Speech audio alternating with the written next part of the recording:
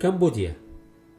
خلال حكم الخمير الحمر في السبعينات قتل حوالي 1,700,000 شخص نتيجة للعمل القسري والجوع والإعدامات الخارجة عن القانون.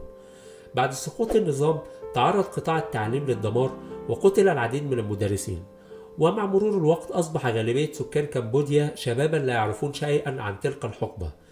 تشير دراسة إلى أن 70% من السكان تحت سن ال30 ولا يعرفون كثير عن جرائم الخمير الحمر، وإن 62% فقط من معلمي التاريخ الذين لديهم معرفة بالتاريخ يدرسونه. هذه الفجوة في الذاكرة الجماعية أدت إلى تفريغ الهوية الوطنية، غياب سرد مشترك لأكثر اللحظات المأساوية يعوق بناء هوية وطنية ويدفع الشباب للبحث عن نماذج بديلة، ما يسهل وقوعهم في شراك الأيديولوجيات المتطرفة. كذلك احتمال تكرر الانتهاكات، فعدم فهم حجم الجرائم وملابساتها يقلل من الحساسية تجاه الانتهاكات حقوق الإنسان ويفتح الباب أمام النظر الاستبدادية.